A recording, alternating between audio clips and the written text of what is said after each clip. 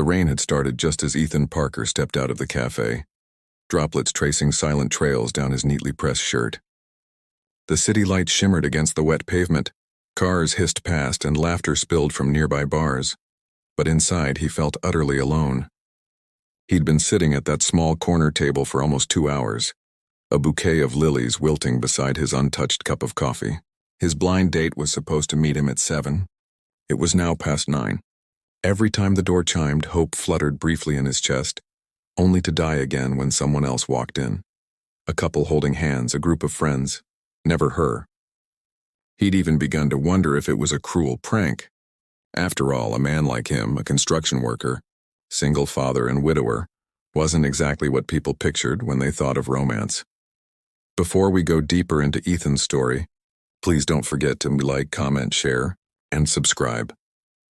If you believe in kindness, second chances, and the power of love to heal broken hearts, it really helps stories like this reach more people who might need hope today.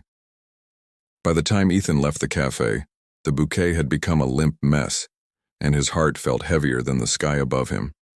He had taken a rare night off, even ironed his only good shirt, an old blue one his late wife used to say brought out his eyes. The thought of her still stung, though it had been 4 years since cancer took her away. Tonight wasn't about replacing her. It was about trying to live again. His friend Lucas had set him up with a woman named Grace, kind, gentle, with a soft laugh and 2 little daughters. She's been through a lot, Lucas had said. Just like you. Maybe that's why Ethan had agreed. But now, as he walked toward the bus stop, the city's glow reflecting in the puddles at his feet, he decided he was done trying. Love wasn't something people like him got twice. He stood by the roadside, clutching the bouquet, waiting for a bus that seemed to never come. Then through the sound of rain and engines, he heard it. 2 small voices calling out, frantic, desperate. "Help, please! Someone help!" Ethan turned, squinting through the downpour. 2 little girls, no older than 7, were running toward him, their matching pink coats soaked through, hair plastered to their cheeks. They stopped in front of him, gasping for breath, their wide eyes filled with terror. "Please," one of them cried, clutching his sleeve. "They hurt our mom. They beat her. She's dying." Ethan froze. His mind blanked for a moment before instinct kicked in. "Where?" he asked, dropping the flowers without a second thought. The girls grabbed his hand and pulled him down a narrow alley behind the cafe. His boots splashed through puddles as they led him toward a flickering streetlight, and there, crumpled against a dumpster, lay a woman. Her face was bruised, her lip bleeding, her clothes torn. She wasn't moving. Ethan's heart clenched as he knelt beside her. The girls knelt too, sobbing. "Mommy, please wake up," one whispered, shaking her arm. Ethan checked for a pulse, faint but there. He quickly shrugged off his jacket, wrapping it around her trembling shoulders. Hey, it's okay," he murmured, trying to keep his voice steady. "She's breathing. She's alive." "What happened?" The girls cried harder. "Some bad men. They tried to take her purse, and when she said no, they hit her and ran." Ethan swallowed hard, anger flaring inside him. He took out his phone, called for an ambulance, and stayed with the woman until the sirens wailed in the distance. At the hospital, the chaos blurred together. Doctors rushing, nurses calling codes, the girls crying in the corner. Ethan stayed beside them, promising he wouldn't leave. Hours passed. Finally, a doctor came out and said, "She's stable. A few broken ribs, a concussion, but she'll be okay." Relief washed through him. Only then did he realize how cold he was, his clothes still drenched from the rain. The girls huddled close to him, exhausted. "Can we see her?" one asked softly. The doctor nodded. When Ethan followed them into the room, the woman looked pale and fragile, her head bandaged. But when she opened her eyes and saw her daughter's, tears slipped down her cheeks. "My babies," she whispered. Ethan stepped back, giving them space, but then her gaze drifted toward him and she froze. "You," she said weakly. "You're Ethan, aren't you?" He blinked, startled. "Yeah, but how do you—" Her lips trembled. "I'm Grace." For a second, the world went silent. Grace. His blind date. The woman who never showed up. Ethan's breath caught as realization crashed over him. She had been on her way to meet him when those men attacked her. He felt something twist deep inside him, part shock, part guilt, part an ache so profound he couldn't speak. Grace looked at him again, her eyes glistening with tears. "I'm sorry. I was running late. I never made it." Over the next few days, Ethan visited often. He brought soup, small flowers from his daughter's school garden, coloring books for the twins, Lila and Lucy. He learned their names, their laughter, their stories. Grace was a single mother, too. Her husband had left years ago when the twins were barely toddlers, leaving her to juggle 2 jobs and endless nights of exhaustion. The attack had left her shaken and bruised, but she tried to stay strong for her girls. Ethan admired that. In her quiet resilience, he saw the same strength his wife once had. The girls grew fond of him quickly. They started calling him Mr. Ethan, giggling whenever he told them silly jokes. The nurses began to smile whenever he walked in. He always brought warmth with him. Grace, though, kept her guard up at first. She thanked him for helping, but insisted he didn't owe her anything. "You've already done enough," she said once. "You saved me." Ethan shook his head. "You would have done the same for me." She didn't argue after that. When Grace was finally discharged, Ethan insisted on driving her and the twins home. Her apartment was small, tucked behind a grocery store, the wallpaper peeling and the heater rattling, but it was full of love. The twins ran around showing him their drawings and toy collections. Grace blushed, apologizing for the mess, but Ethan only smiled. "You have no idea how much this feels like home," he said quietly.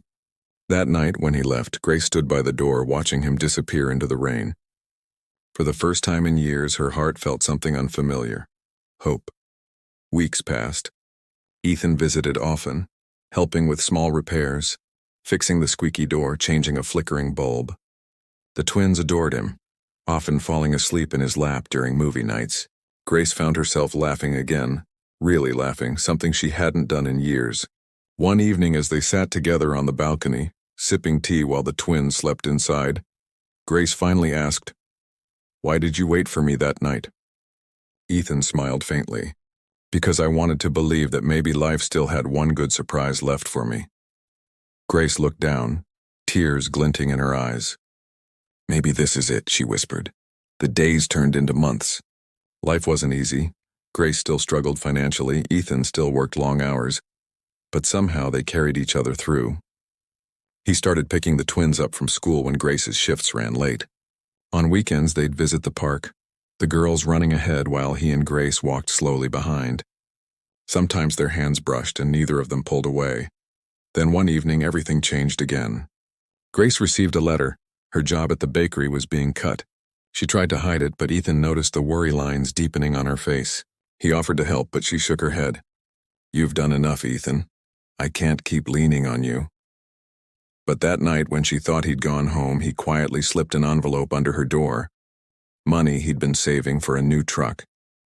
She found it the next morning, tears streaming down her face as she whispered his name. Weeks later, Grace showed up at Ethan's workplace, her eyes shining. "I found a new job," she said, smiling. "At a cafe downtown.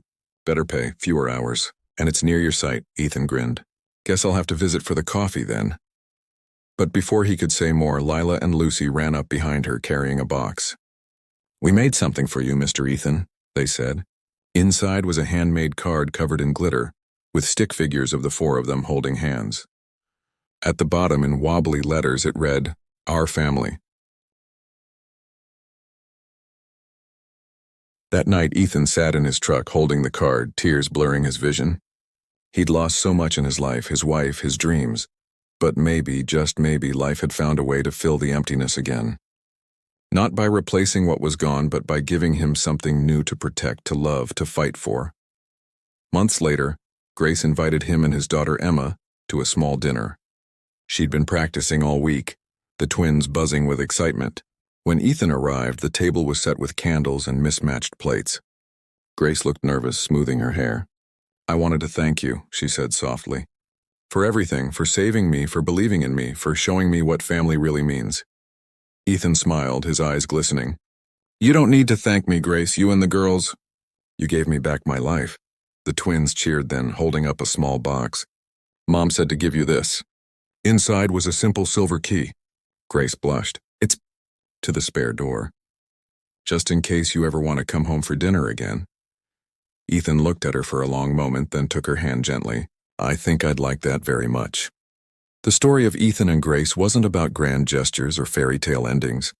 It was about broken people finding each other when the world least expected it. It was about the small, quiet moments that stitched a heart back together. Like two little girls running through the rain to find a stranger who would become their hero, their protector, their family.